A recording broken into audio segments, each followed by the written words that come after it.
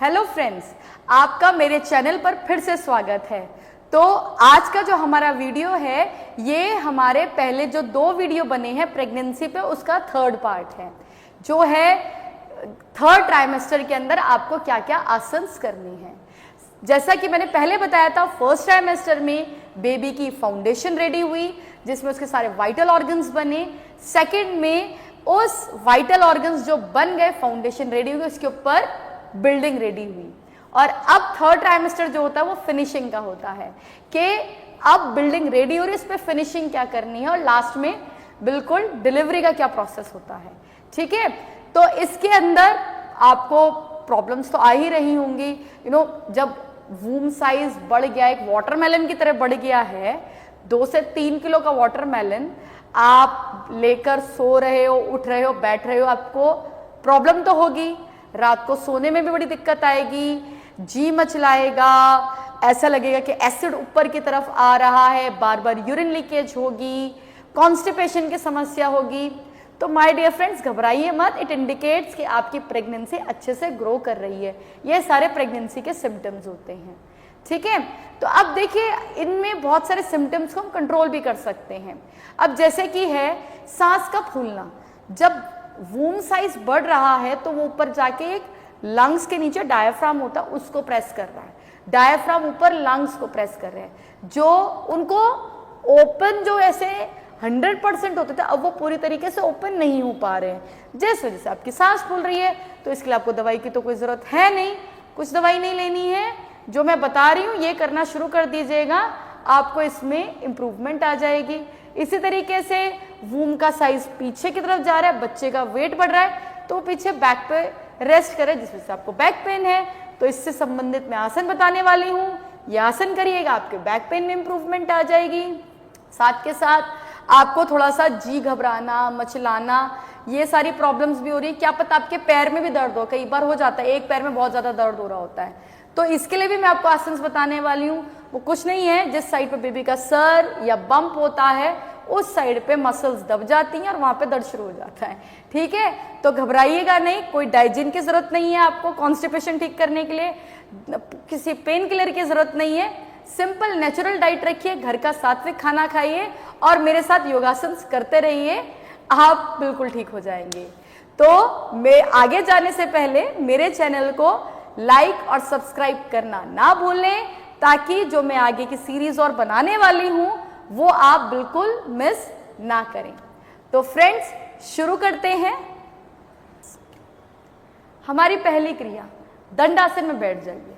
इसमें आपकी कमर सीधी है, लेकिन अगर आप सीधी नहीं बैठ पा रही हैं, बॉडी ऐसे जा रही है और ऐसे ये आपके घुटने उठ रहे हैं, तो क्या करिए, कोई सा भी कुशन लिया, टेलबोन के नीचे रखा, यहां रखा और बैठ जाएंगे और पैर में थोड़ा गैप बढ़ा लीजिएगा, आप सीधे हो जाओगे। ठीक है, चलिए शुरू करते हैं। सीधे पैर को मोड़कर लेफ्ट थाई पे रखा, मैं थोड़ा सा साइड में आ जाती हूँ ताकि आपको अच्छे से दिख सके। ठीक है, ऐसे रखा, मैक्सिमम अंदर लेकर जाइए।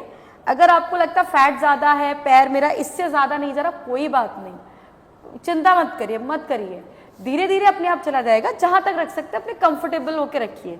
ठीक है, सांस लेते वक्त ऊपर, सांस छोड़ते वक्त नीचे, मतलब ऊपर इतना नहीं उठाना, लेकिन नीचे मैक्सिमम प्रेस करना है।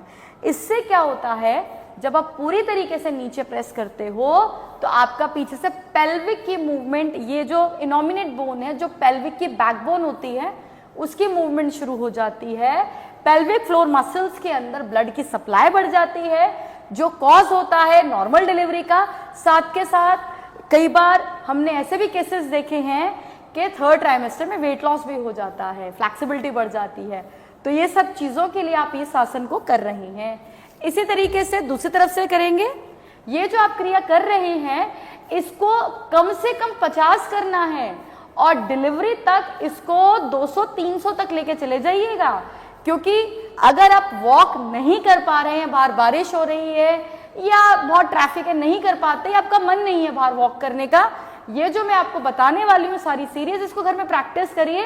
ये सारी प्रैक्टिस 2 घंटे की वॉक के बराबर है।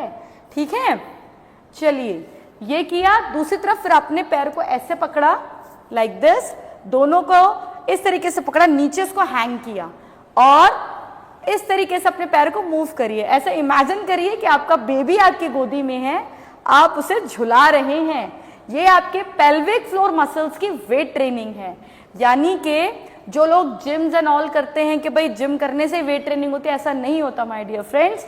प्रेगनेंसी में अगर आप ये करते हैं तो ये वेट ट्रेनिंग ही हो रही है। आपकी पेल्विक फ्लोर मजबूत बन रही है। इवन के टाइटनिंग भी कई बार प्रेगनेंसी में हो जाती है। ठीक है, इसको भी कम से कम 50 बार, मैक्सिमम 100, 200, 300 तक लेके जाइए। ये आपका स्टेमिना डिसाइड करेगा कहाँ तक करना है। ठीक है, इस क्रिया को भी कम से कम 50 बार तो होना ही चाहिए। मैक्सिमम अपने स्टेमिना के अकॉर्डिंगली करिए, 500 तक भी लेके जा सकते हैं। ठीक है, सोचेंगे मैम आप तो बढ़ाते ही जा रहे हो काउंट्स। चलिए इसको आगे रखा। लास्ट करेंगे वो है अपना भद्रासन। दोनों पैरों को मोड़ा लाइक दिस। ठीक है, अगर आप ज्यादा अंदर नहीं लेके जा पा रहे कोई प्रॉब्लम नहीं है, हाथों को ऐसे रखिए। और एक चीज, थर्ड ट्राइमेस्टर में अराउंड जब आप 34 वीक्स पे पहुंचेंगे तो वूम साइज बढ़ जाएगा, तो आपको ऐसे नहीं पकड़ पाओगे। मैं साइड में दिखाती हूँ। ऐसे पकड़ने पे ये पोजीशन आएगी जो बिल्कुल गलत है। ठीक है, ये नहीं करना है। तो आपने कैसे पकड़ना है, दोनों हाथों को पीछे रखा, पीछे लेकर तब मूवमेंट करिए इसकी ऐसे। ठीक है, क्योंकि हमारा जो मेन एम है वो पैर को पकड़ना नहीं है, पेल्विक की मूवमेंट है। ठीक है, इस तरीके से। और अगर आपको लगता है कि भाई ऐसा मेरा पैर आगे की तरफ बढ़ रहा है, मैं क्या करूं, तो आप दीवार के सहारे चले जाइएगा। ठीक है, दीवार के सहारे चले जाइएगा, पैर को दीवार पे लगाइएगा, पैर आगे बढ़ेगा ही नहीं। हाथों को पीछे रखिएगा, मजे से करिएगा। ठीक है, अगर आपके हाथ ऐसे थक जाएं तो हाथों को दीवार पे रख लीजिएगा, या फिर पलंग के सहारे करा तो हाथों को पलंग के ऊपर रखा। इससे क्या होगा, मूवमेंट होगी। और इसको आप 3000 तक लेके जाइए। मेरे स्टूडेंट्स जो कर रहे हैं, जिनकी नॉर्मल डिलीवरी हुई है, वो 3 से 5000 तक इसको कर लेते हैं डिलीवरी तक। तो ये पेल्विक की इतनी मूवमेंट करा देता है जिससे वेट लॉस भी हो जाता है, यहाँ का पेल्विक ओपनिंग भी हो जाती है और नॉर्मल डिलीवरी भी हो जाती है। और पोस्ट प्रेगनेंसी में भी ये बहुत ज्यादा हेल्पफुल होता है।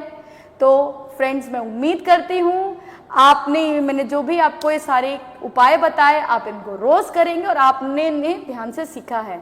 याद रखिएगा, करते वक्त मेरा वीडियो जरूर ऑन करिएगा। इसमें मैंने कुछ प्रिकॉशंस भी बताई हैं, उनको ध्यान में रखते हुए आप आसन्स की प्रैक्टिस करिएगा। डेफिनेटली आपकी नॉर्मल डिलीवरी भी होगी। और जिनकी हो जाती है तो प्लीज मेरे साथ शेयर करना ना भूलें। Thank you.